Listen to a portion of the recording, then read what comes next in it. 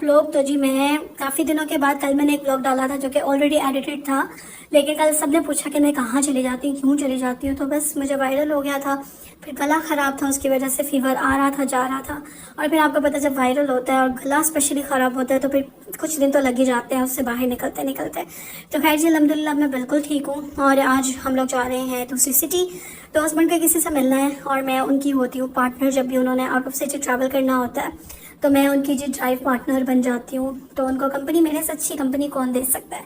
अगर आपका रिलेशनशिप आपके स्पाउस के साथ बहुत ही फ्रेंडली, बहुत ही अच्छा है ना, तो फिर तो उनको किसी दोस्त की भी ज़रूरत नहीं पड़ती। और अल्हम्दुलिल्लाह हमारा रिलेशनशिप इतना अच्छा है कि मेरे हस्बैंड के अगर फ्रेंड्स हैं भी तो उनकी फिर भी बेस्ट फ्रेंड मैं ही हूँ। वो मुझसे हर चीज़ शेयर करते हैं, मैं अपनी हर चीज़ों से शेयर करती हूँ।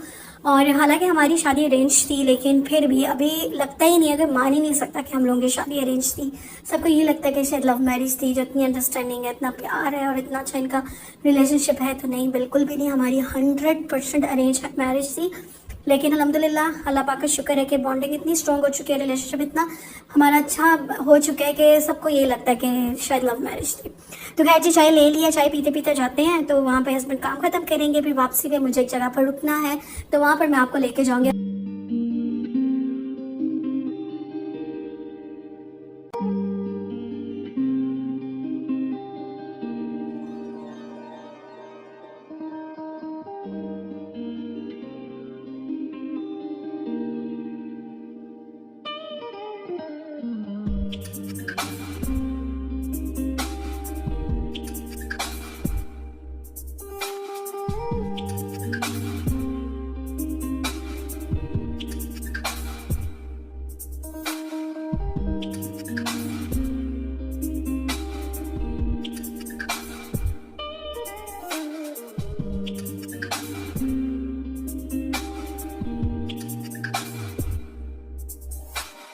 तो जी जो काम था हस्बैंड का वो हो चुका है और यहाँ पे भी हम लोग ड्रैगन मार्ट आए हैं। सबसे पहली वाली चाइना मार्केट है ओमान में, और ये सेम वही है जो दुबई में भी है और डिफरेंट कंट्रीज में भी है।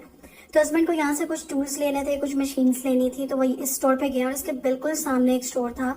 तो मैंने कहा उतनी देर में वहाँ पे चली जाती हूँ। यहाँ पे मुझे बहुत अच्छी चीज़ें दिखी, स्पेशली यहाँ पे पेंटिंग्स बहुत अच्छी थी। यहाँ पर छोटे छोटे डेकोरेटिव आइटम्स और इस तरह की चीज़ें बहुत अच्छी थी और डिफरेंट चीज़ें थी। तो यहाँ पे मैं पेंटिंग्स देख रही थी कि मैं देखती हूँ कि क्या रेट है इनका। लेकिन ये बिल्कुल चाइनीज जो लोग हैं ना, ये बिल्कुल बार्गेन नहीं करता है, ये आपकी बिल्कुल नहीं सुनते। इनका जो रेट होता है ना वो फिक्स होता है और वो जो कह देते हैं बस वो कह देते हैं। तो पेंटिंग्स अच्छी थी लेकिन यहाँ पे मेरा रेट नहीं बना। तो फिर इसके बिल्कुल सामने स्टोर था, मैं उसके अंदर गई, वहाँ पर बहुत ज़्यादा चीज़ें थी और वहाँ से मैंने अच्छी खासी जो थी ना शॉपिंग कर ली थी, क्योंकि हस्बैंड को काफ़ी टाइम लग रहा था टूल्स वगैरह जो भी मशीन उन्होंने लेनी थी, तो वो उधर बिजी थे। तो लगे हाथ, मैंने यहाँ से काफ़ी ज़्यादा चीज़ें ले ली और मुझे बहुत अच्छी चीज़ें मिल गई यहाँ से। हालांकि मैं बिल्कुल सोच के नहीं आई थी, बिल्कुल मेरे माइंड में नहीं था, लेकिन मैं गई यहाँ पर, मुझे काफ़ी अच्छी चीज़ें मिली और बस बात भी बन गई। तो मैंने कहा ले लेते हैं। तो हस्बैंड तो बिजी थे अपनी शॉपिंग में, लेकिन मुझे मौका मिला और मैंने कहा मैं भी इस मौके से फ़ायदा उठाती हूँ, चीज़ें ले लेती हूँ, क्योंकि इस मार्केट में मेरा आना बिल्कुल भी नहीं होता। मैं शायद यहाँ पे तीसरी या चौथी बार आई होंगी।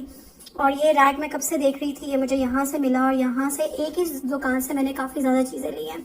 तो बस यहाँ से हम लोगों ने शॉपिंग कर ली है और अभी हमने रास्ते से रुककर लिया है शवारमा। क्योंकि तो जी यहाँ पर स्मॉल टाउन है ये, तो यहाँ पर मेरे राइट पर था जी मैकडॉनल्ड्स और लेफ्ट पे था पिज़्ज़ा हट। वहाँ पर ऑफर्स लगी हुई थी लिटरली, जो कि मैंने कभी नहीं देखी। लेकिन जब से यहाँ पर बाइकआउट चल रहा है तो बिल्कुल खाली होती है इनकी ब्रांचेस।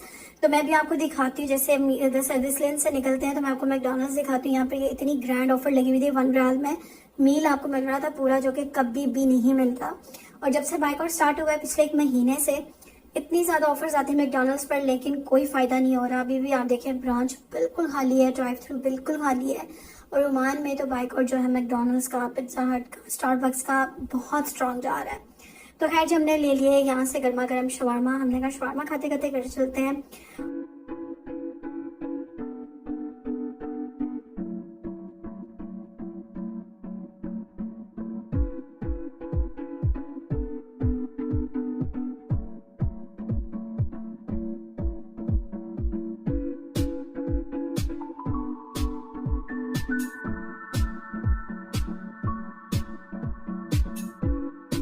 तो जी रात को मैं ब्लॉग कंटिन्यू नहीं कर पाई क्योंकि फ़ोन की बैटरी हो गई थी dead.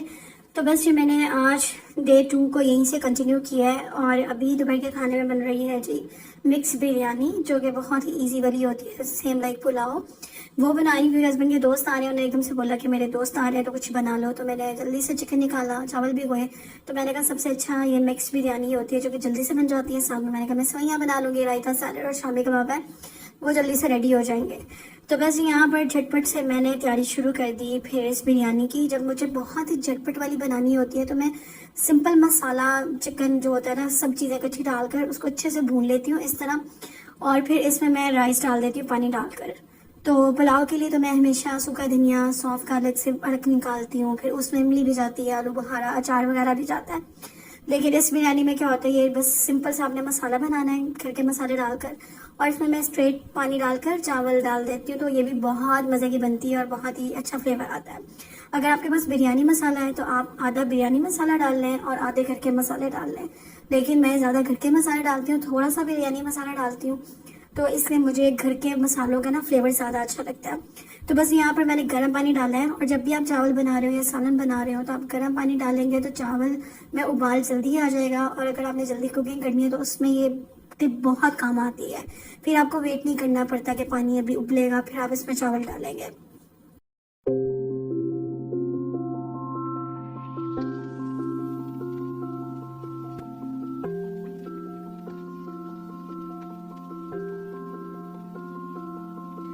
I'm falling from the sky.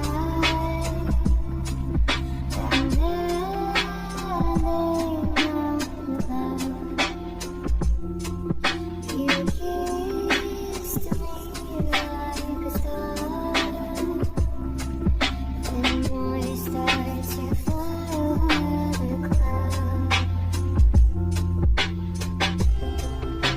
Between the trees of the sea. तो जी यहाँ पे मैंने बिरयानी को दम दे दिया है, और यहाँ पर मैं क्या करती हूँ, ये जो होल होता है जहाँ से स्टीम निकलती है, तो यहाँ की बेस्ट टिप ये है कि इसमें आप लौंग डाल देंगे तो ये जो स्टीम यहाँ से निकल रही है वो नहीं निकलेगी।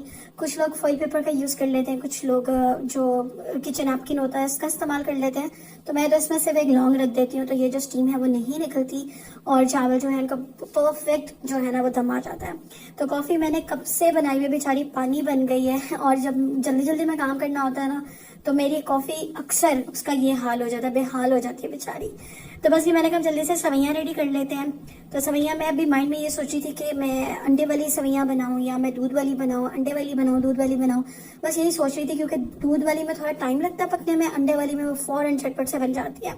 लेकिन अंडे वाली जो है वो मेरे हस्बैंड नहीं खाते, तो मुझे था कि ज़्यादातर लोगों को उस वाली सवैयों का नहीं पता होता, तो मैंने कहा ये ना हो कि उनके दोस्त भी ना खाएं तो फिर ज़ाया हो जाए, इसलिए फिर मैंने जल्दी से पॉट चेंज किया। तो मैंने कहा दूध वाली बना लेते हैं, और मैं बिल्कुल एक छोटी वाली डिश बना रही हूँ ताकि जल्दी से बन जाए। और जब जल्दी होती है ना तो मुझसे वैसे काम बहुत कम होता है कि मुझसे कोई चीज़ ख़राब हो या जल जाए, लेकिन आज तो मुझसे जल्दी जल्दी में ना सब चीज़ें ही ख़राब हो रही थी।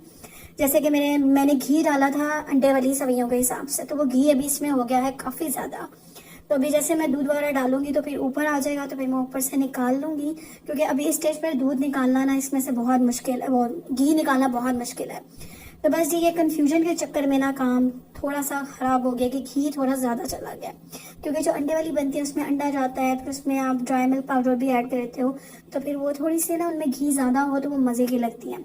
लेकिन दूध वाली सवैयों में बराए नाम घी जाता है सिर्फ उसको फ्राई करने के लिए, तो इसलिए उस चक्कर में ना आज ये वाला काम हो गया। तो अभी इसमें बॉयल आ गया है, तो मैंने ऊपर से ना स्पून लेकर मैंने सारा जो उसके ऊपर जो घी था वो मैंने निकाल लिया है, क्योंकि दूध वाली सवैयों में अगर घी ज़्यादा हो जाए ना तो बिल्कुल अच्छा नहीं लगता, और मेरे हस्बैंड तो बिल्कुल ही नहीं खाएंगे अगर घी ज़्यादा हो जाएगा इसमें। तो वो मैंने ऊपर से ना सारा अलग से निकाल दिया है, सो डैट के वो मुँह में ना आए। और तो जी यहाँ पर दूध जो है वो काफ़ी अच्छे से पककर गाढ़ा होना शुरू हो गया। अब इस स्टेज में मैं इसमें चीनी ऐड कर दूंगी, तो बस ये 1/3 कप का भी हाफ इसमें जाएगा, क्योंकि बहुत थोड़ी सी मैं बिल्कुल एक छोटे साइज़ की डिश बना रही हूँ वन टाइम के लिए, तो इसका भी मैं हाफ ले लूँगी, लाइक बहुत कम, हार्डली 6 टेबल स्पून भी नहीं होंगे जो इसमें मैंने चीनी डाली है। तो बस ये आप इसको डाल के अच्छे से मिक्स कर लेंगे, और हल्की सी आंच पर इसको मैं पकने दूंगी। जैसे ये चीनी का पानी ड्राई होगा तो हमारी जो सवैयाँ हैं वो कुछ इस तरह से हो जाएंगी रेडी। अभी मैं चूल्हा बंद कर दूंगी और इसको थोड़ा रूम टेम्परेचर पे आने दूंगी, फिर मैं इसको डिश आउट करूंगी। मीनवाइल मैं शामी कबाब वगैरह फ्राई कर लूँगी, जो सलाद रायता बनाना है वो बना लूँगी। तो साथ साथ ये काम हो जाए।